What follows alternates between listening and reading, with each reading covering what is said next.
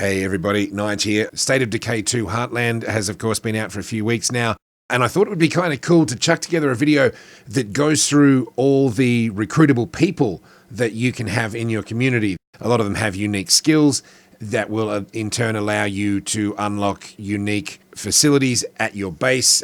And I just thought it would be cool to get a sort of brief snapshot of who they all are, what they do, what they bring to the table, and most importantly, how you can recruit them, where you'll find them, and what the process is for each one. So let's get started, shall we? As an overall snapshot, let's just take a quick look at the guys I've got here. We got, of course, Quincy. He's the main man, or one of the two main people we've started the playthrough with. There's Malik. We got Captain Logan. This here is Reba.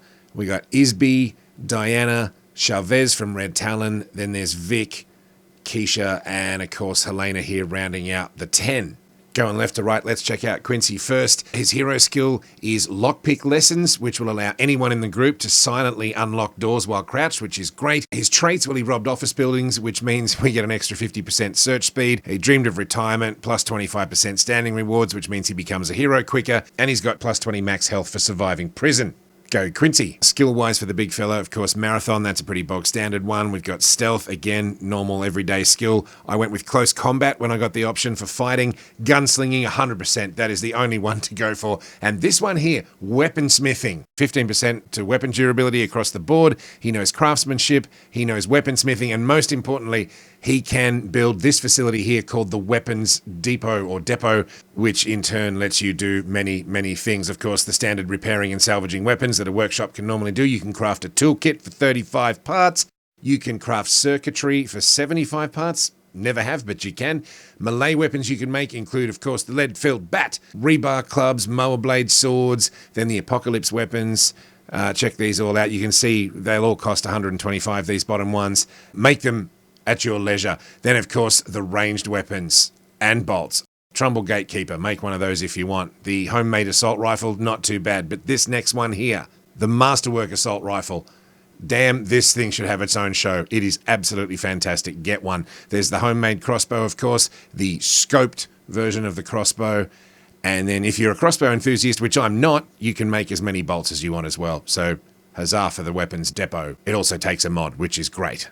So that's Quincy in a nutshell. Do we like him? Absolutely. Pros and cons. Let's check it out. Pros will include badass suit. He looks like a federal agent who's just had a really crappy day. All his traits are positive. There's really not much to say that's bad about Quincy. If anything, he maybe plays the I'm the gruff ex-con card a little bit too much, but it's part of his character. He's kind of cool. We like Quincy.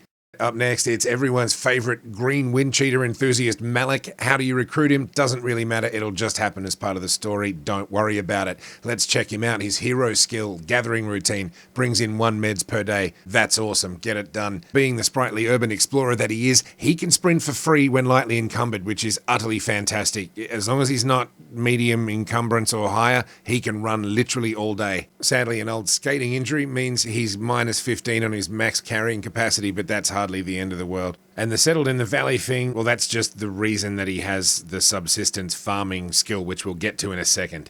He's got the standard acrobatics skill, which is kind of cool. Scouting, very good at that. Close combat, again, I've gone with. Just means you don't have to carry a weapon. Gunslinging, I love it. I'll always go for it if the option appears. And it did with him. But this one here, subsistence farming, is the game changer. Check it out. It means he knows gardening. He brings in 1 food and 1 meds per day when it's maxed out like his is here. And what does an expert in subsistence farming mean? Well, it means in the base, you can monkey with this facility here, the farming complex. Now, I've got mine maxed out to level 3. The only requirement for that from memory was just a lot of materials. And as you can see, well worth the investment, this thing at the moment. Granted, it does have a fertilizer mod on it, and it's running the seed yield boost thing. I mean, with that all running, I'm bringing in 4 meds per day and 15 food per day. That's a lot. And the reason we can upgrade that is we've got Malik on the team. That's his gig. He's the farm guy. And do we like the farm guy? You're damn right we do. Let's check out the pros and cons. Pros include, is basically the entire reason that we have as much food and medicine as we do. Without him, the farming complex would still be level 1. In fact, without him, we wouldn't even have this base. Need I go further? Dude can run flat out all day when he's lightly encumbered. And he's got a cool beanie on. There is the con of him having the minus 15 carrying capacity from that injury, but again, this is Malik. He's the whole reason we're here. I just wish he'd shut up about the base. Beautiful. That's Malik. Who's next? This guy. Oh, Captain, my Captain. It's Captain Adam Logan, ladies and gentlemen, with his hero bonus of military access. That brings in 1 ammo per day. You want it, get it. He's a former drill instructor. We'll get to that in a second. Lone survivor means he gets 20 extra max health. That only applies to him, though, not the other people in the community. Preoccupied means he needs an extra bed.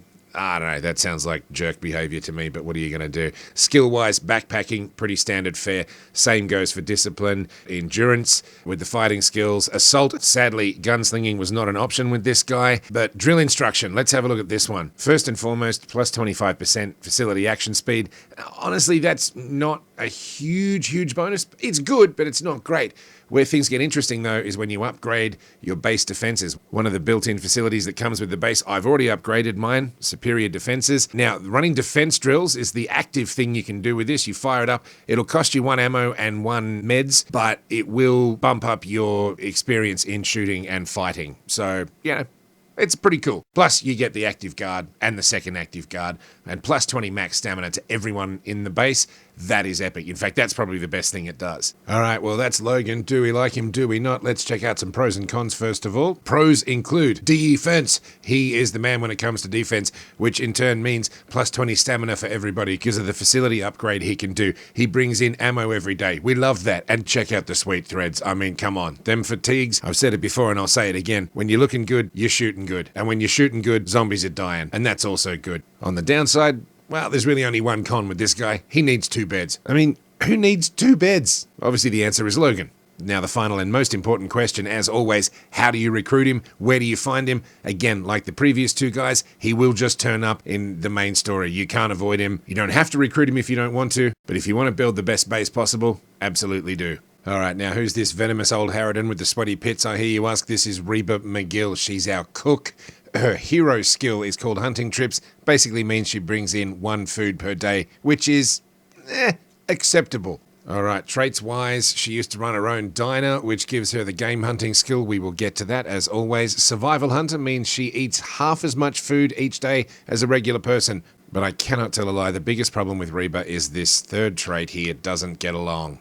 Man. Again, we'll get to that in a second. Skills-wise, just low-level cardio at the moment. Same thing with wits. She's got a unique skill called butchery, which gives her more health. It means we can store more food, and she's better with a blade. Then sharpshooting. Unfortunately, gunslinging wasn't an option with her, but game hunting, this is where she comes into her own. Let's check it out. I mean, sure, the knowledge of cooking is good. The 10% influence gain for her is great, but when I said check it out, I meant this. The base facility, which is now called the Hunter's Kitchen. It's the upgraded version of the kitchen that's built in when you first move into the base. Now, when you get hold of Reba, she can upgrade it to this Hunter's Kitchen. And what that means is you can enact rationing, you can make the usual stuff, prepare snacks, nutritious snacks, and energy drinks. You can also produce food if you've got ethanol. Obviously, I don't at the moment. The party piece, though, really is this one right here. Prepare Hunter's Feast. I've already done it. It's currently active. It'll cost you 3 food, but it will give you 30 extra stamina for 46 minutes for every character in your community, plus 15 morale for an hour. And as we all know, happy people are productive people. You can collect seeds. It lets you store an extra 25 food. That's pretty sweet. And of course, you can put a mod in it.